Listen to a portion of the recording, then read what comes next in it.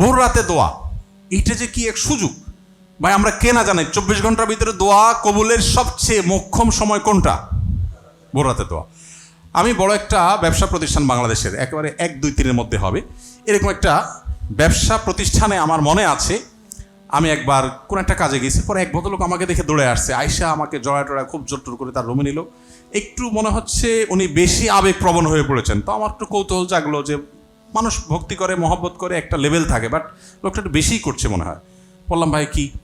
তো উনি আমাকে বললো ভাই জানেন আপনার একটা আলোচনা থেকে আমার জীবন এমন পরিবর্তন হয়েছে, আমি মৃত মানুষ নতুন করে জীবন পেয়েছি। তেমন আমি একটু ব্যাখ্যা করেন।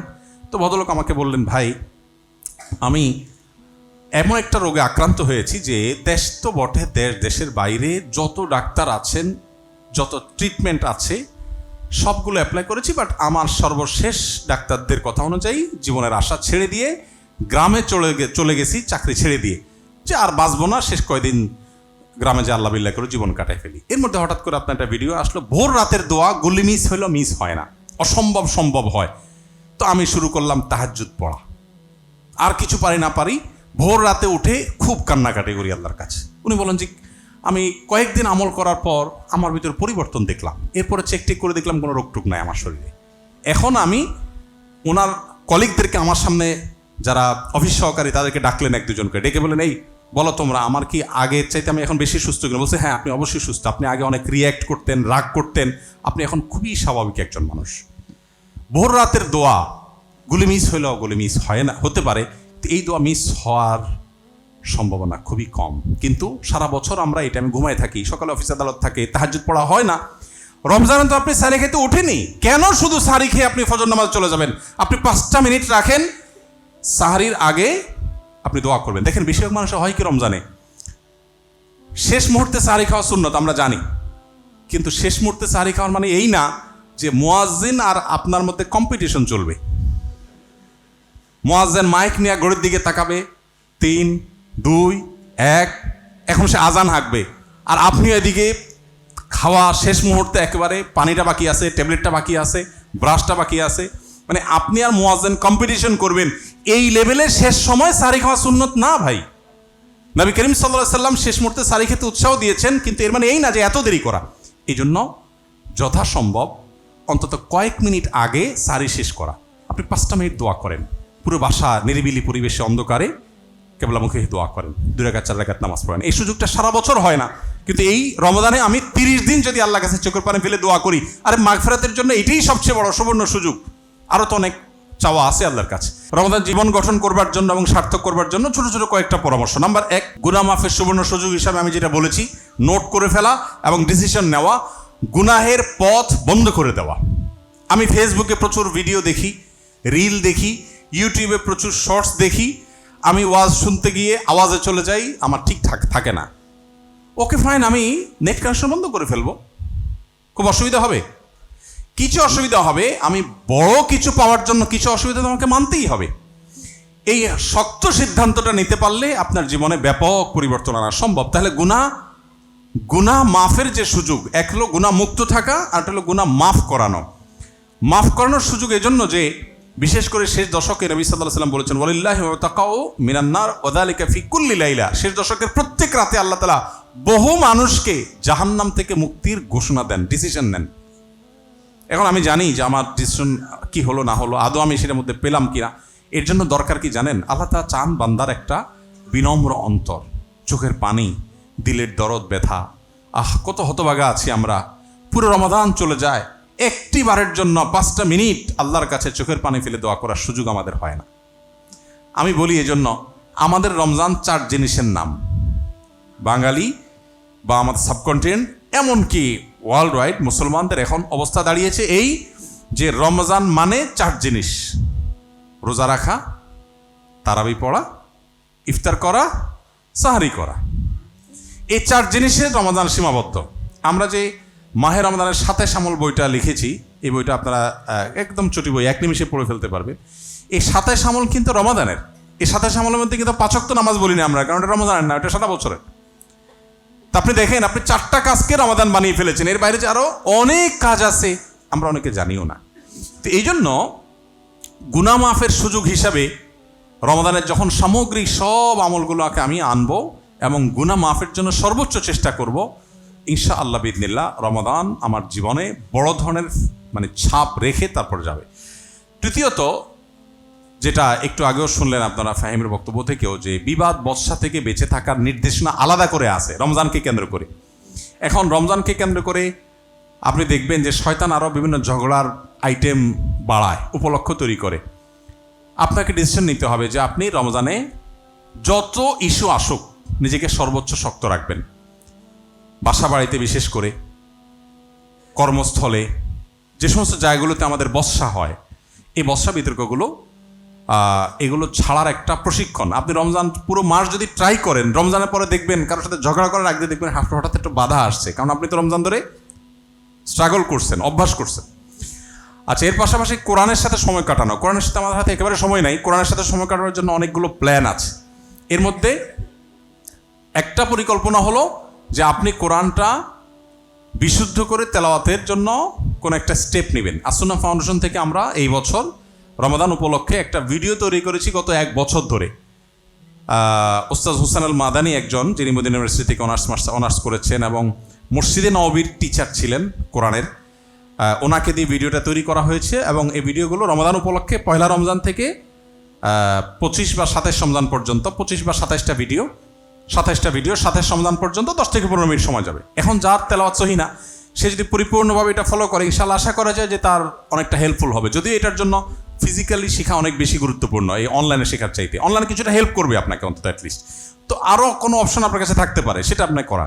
দ্বিতীয়ত হলো অর্থ বুঝে পড়া। আমি কোরআন সম্পর্কে আগে বলেছি, ফ্যামিলিতে কোরআন টাইম ঘোষণা দেওয়া। বেশিরভাগ ফ্যামিলিতে এখন যদি কোরআন তেলাওয়াত হয়, একটা রোগ হয়ে গেছে, সেটা হলো যে সবাই আস্তে আস্তে তেলাওয়াত করে। আমরা শৈশবে মনে আছে গ্রামে মা চাচিদের গুনগুন করে কোরআন তেলাওয়াত শুনতাম আমরা, এখন শোনা যায়? এখন সবাই উনি জাস্ট দেখে মনে মনে পড়ছেন।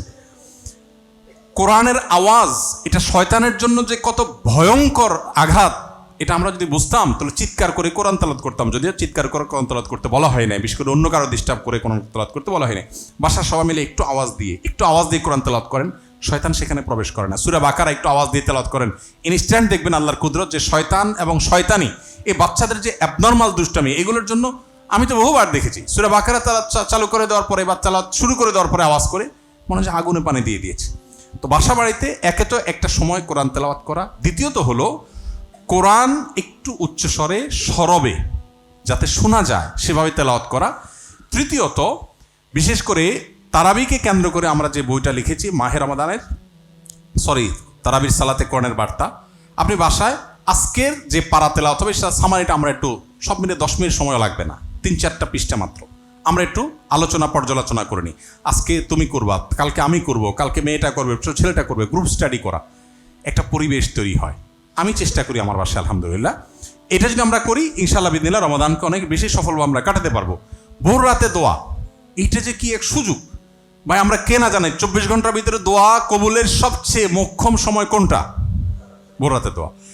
আমি বড় একটা ব্যবসা প্রতিষ্ঠান বাংলাদেশের, একেবারে 1, 2, 3-এর মধ্যে হবে এরকম একটা ব্যবসা প্রতিষ্ঠানে আমার মনে আছে, আমি একবার কোন একটা কাজে গেছি, পরে এক ভদ্রলোক আমাকে দেখে দৌড়ে আসছে, আয়সা আমাকে জড়ায় খুব জোর করে তার রুমে নিল।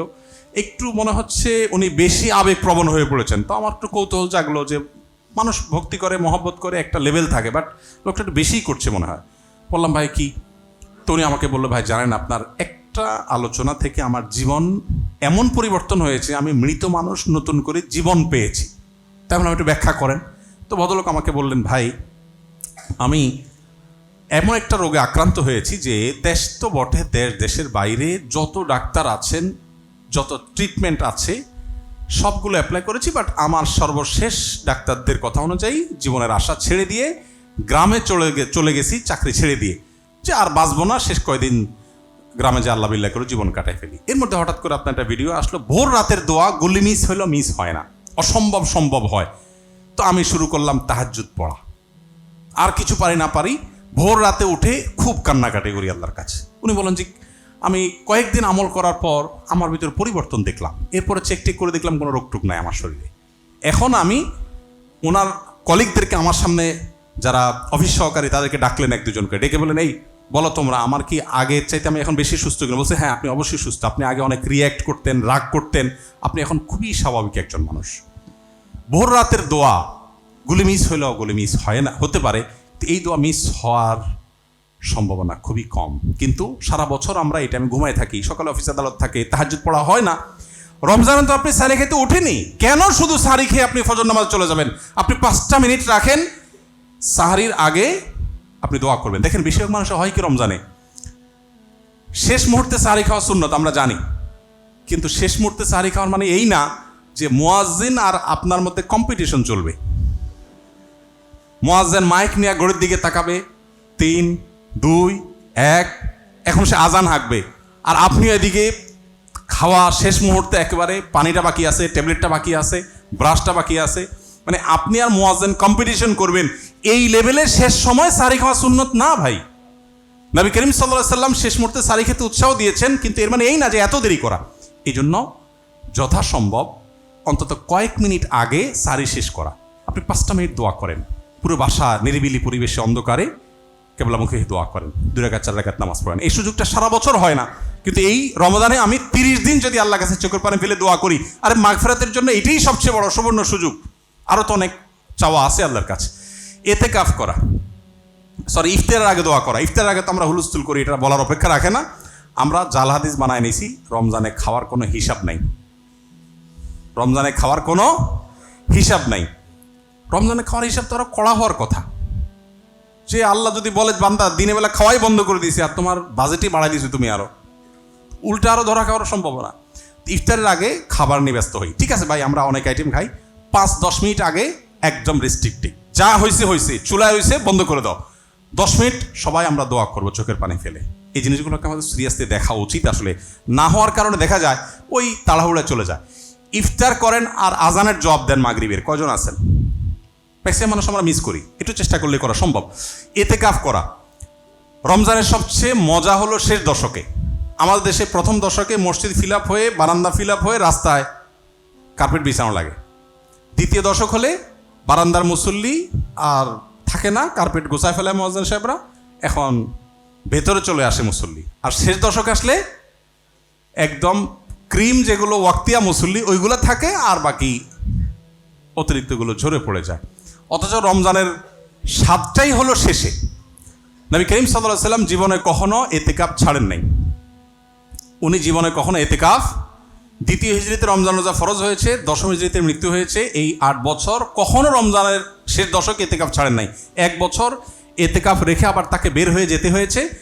তিনি পরবর্তী বছর এটার কাজা হিসেবে 10 দিন, আর ওই বছরের 10 দিন, মোট 20 দিন ইতিকাফ করেছেন। যে আমলটা নবীজি জীবনে একবারও ছাড়েন নাই, ম্যাক্সিমাম মানুষ জীবনে একবারও করেন নাই। শত্রুর সাথেও তো এই বৈপরীত্য থাকে না, সেখানে নবী সাল্লাল্লাহু আলাইহি ওয়াসাল্লামের সাথে এইরকম বৈপরীত্য। কজন আছেন এখানে? হাত তোলেন একটু যারা ইতিকাফ করেছেন, মাশাআল্লাহ। কিন্তু তারপরেও দেখেন এখানে 30% মানুষ হবে হয়তো, সব মিলিয়ে। তো চেষ্টা করবেন তো ইনশাআল্লাহ। ব্যস্ততার কথা এগুলো ছুঁড়ে ফেলে দেন। আমি ছাত্র জীবনে যখন ইতিকাফ করি, আমি যে স্বাদটা পাইছি ইতিকাফে, আমার কাছে মনে হয় যে ইতিকাফের বিনিময়ে যদি আমাকে যত বড় লোভনীয় অফার দেওয়া হোক, আমার মনে হয় না আমার দ্বারা ওইটা নেওয়া সম্ভব। আমাদের মসজিদের ফাউন্ডেশনের মসজিদ কমপ্লেক্সের জায়গা কেনার ঘোষণা দিয়ে আমি এবং সাব্বির আমরা মক্কায় বাইতুল্লাহ ইতিকাফ করতে গেছি। তখন আজ থেকে অনেক বছর, বেশ 5-6 বছর আগের কথা। তো যেহেতু 5-6 বছর 7 বছর আগের কথা, তখন ঘোষণা দেওয়ার পর আমরা চিন্তা করছি আমি থাকলে মানুষ অফিসে এসে একটু ডোনেশন করে, তো কিছু করছেও। এর মধ্যে চলে গেলাম ইতিকাফে। যাওয়ার পরে সাব্বিরকে বললাম, সাব্বির কাজটা কি ঠিক করলাম? ইতিকাফে একটা নমল আমল পরেও করতে পারতাম। মসজিদের টাকা লাগবে 15 কোটি, জমির টাকা, শুধু জমি কিনতে লাগবে 15 কোটি টাকা, 40 কাঠা জায়গা। টাকা উঠছে মনে হয় সব মিলে 50 লাখ 60 লাখ টাকা, 14.5 কোটি টাকা বাকি। আমি থাকলে তো মানুষের টাকা দিত, এখন আমি চলে আসলাম মক্কা, টাকাও তো মানুষ দিবে না। যাই হোক, যা হয়েছে হয়েছে, চলো দোয়া করি আল্লাহ কাছে, কান্নাকাটি করি। এই 2-3 দিন পর বোধ হয় ওখানকার 27 রমজান, বাংলাদেশের 26 রমজান, আমরা অ্যাকাউন্টসে ফোন দিলাম বিসমিল্লাহ পড়ে, যে ভাই কি খবর অ্যাকাউন্টসের? তো আমরা ধরে নিছি যে হয়তো 1-2 কোটি টাকা হয়তো হয়েছে কিনা। পরে অ্যাকাউন্টস থেকে আমাদেরকে বললো যে আমাদের তো জমিতে লাগবে 15 কোটি, আমাদের অ্যাকাউন্টে জমি কেনা বাবদ 18 কোটি টাকা এসে বসে আছে। 18 কোটি টাকা এসে বসে আছে। আমি এবং সাব্বির সিজদে পড়ে গেলাম, বলে কি, এটা তো আনএক্সপেক্টেড। আপনি যদি মনে করেন যে আপনার রমজানের এতেকাফ আপনার কাজকে ক্ষতিগ্রস্ত করবে, আপনি নিশ্চিন্ত থাকুন যে আপনার পেছনে বড় শয়তান লেগেছে, সবচেয়ে বড় মিথ্যুক শয়তান। আমার কোনো ক্ষতি হবে না। যদি ক্ষতি হয়, এতেকাফ না করলে চেয়ে বেশি ক্ষতি হতে পারে। এটা ডিসিশনের ব্যাপার যে আমি এতেকাফ করব, সব আগে ভাগে গোছায় নেব, কিচ্ছু হবে না। আপনি মরে গেলে কিচ্ছু থেমে থাকবে না, সব চলবে। অতএব এতেকাফ করবো তো ইনশাল্লাহ। 3টা আমল, আরাফাতের দোয়া, এতেকাফের স্বাদ আর সেজদার দোয়া, এই 3টা জিনিসকে পৃথিবীর কোনো কিছুর সাথে আপনি কম্পেয়ার করতে পারবেন না, কোনো কিছুর সাথে। আপনি একটা রমজান এতেকাফ ভালো করে করে দেখেন, আপনি যে স্বাদটা পাবেন। সারা বছর নানান এঙ্গেজমেন্ট, ফোকাস থাকে না, এতেকাফের সময় আপনি মসজিদে আবদ্ধ হয়ে গেছেন, চাইলেও বাইরে যেতে পারছেন না, অটোমেটিক আপনার দ্বারা ভালো কাজ হবে। আল্লাহ আমাদেরকে তৌফিক দান করুন। পরিবারের দিনই আবহাওয়া গড়ে তোলা সম্পর্কে আমি বলে ফেলেছি, সে সম্পর্কে আর আমি বলবো না, শুধু আত্মজিজ্ঞাসা করে শেষ করছি। সেটা হলো, জীবনে তো অনেক রমাদান গেল, কয়টা রমাদান আছে যে রমাদানটাতে আমার তৃপ্তি মতো আমি আমল করে মনে হয়েছে যে আলহামদুলিল্লাহ আমি কিছু একটা করতে পেরেছি? বেশিরভাগ রমাদান আমাদের হেলায় ফেলায় কেটে গেছে। অথচ পক্ষান্তরে আমরা সাহাবীদেরকে যদি আমি দেখি যে সাহাবীরা কয়টা রমাদান পেয়েছেন, অনেকে একটা রমাদান পেয়েছেন, অনেকে জীবনে 2বার রমাদান পেয়েছেন, আর আমরা 40 বার 50 বার এক একজনের রমাদান পেয়েছি। এক রমাদান পুরো জীবনকে চেঞ্জ করে দিয়েছে। আসেন আমরা দোয়া করি এবং চেষ্টা করি এই রমাদান জীবনের শেষ রমাদান মনে করে এটাকে সর্বোচ্চ সিরিয়াসনেসের সাথে কাটাবার, সর্বোচ্চ সুফল ঘরে তোলার, সবচেয়ে প্রোডাক্টিভ করার, সবচেয়ে সার্থক করার চেষ্টা করব। আল্লাহ আমাদের সবাইকে তৌফিক দান করুন। অনেক বেশি সময় আপনাদের নিয়ে ফেলেছি, এশার নামাজ বাকি আছে, আপনারা বের হবেন, দূর দূরান্তে যাবেন।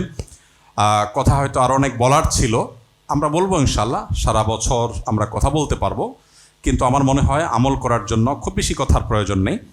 আমাদের আজকে আপনারা দেখেছেন যে একজন ডায়েটিশিয়ান বা একজন বিষয় এক্সপার্ট আপনাদের সাথে কথা বলেছেন। আমাদের আমলের সাথে আমাদের এই যে রুটিন সম্পর্কে, আপনারা আমাদের প্রোডাক্টিভিটি সম্পর্কে আমাদের ফাহিম, সে বিষয়ে এক্সপার্ট মানুষ, তার সাথে থেকে কথা শুনেছেন। আমরা সবগুলো বিষয়কে যদি আমরা আমলে আনতে পারি, ইফতারের আইটেমে যদি, ভাই নিশ্চয়ই বলেছেন, আমি জানি না কি বলেছেন না বলেছেন, ইফতারের আইটেমে যদি আপনি ভাজা পোড়ার বিরুদ্ধে যুদ্ধ ঘোষণা করতে পারেন, এখন আপনার ছোলা বুট ছাড়া যদি রোজাই না হয় তো যে কঠিন। আপনি যদি হেলদি খাবারে আসেন, হেলদি লাইফস্টাইলে আসেন, দেখবেন জীবনের রমাদানের অনেক বরকতের সাথে এগুলোর অনেক গভীর সম্পর্ক আছে। অতএব সে চেষ্টা আমাদের সবাইকে রাখতে হবে। রব্বে করিম আমাদের সবাইকে রমাদানকে সবচেয়ে সফল এবং সার্থক কাটাবার তৌফিক দান করুন। আমরা রমাদানে আমাদের ইবাদতের প্রতিবন্ধকতাগুলোর বিরুদ্ধে যুদ্ধ ঘোষণা করে আসুন রমাদানকে সাজাবার জন্য এখন থেকে প্ল্যান পরিকল্পনা করি। এবং আমাদের পরিকল্পনার অংশ হিসাবে আমি বারবার বলেছি, আল্লাহর কাছে চোখের পানি ফেলে দোয়া করা। আমরা সব প্ল্যান করলে হবে না, আমি প্ল্যান করার যা করব পাশাপাশি আল্লাহর কাছে মঞ্জুর করে নিই যে আল্লাহ, এই রমাদানটা আমার জীবনে ছাপ ফেলে দেওয়া যেন একটা রমাদান হয়ে যায়। আল্লাহ আমাদের সবাইকে তৌফিক দান করুন।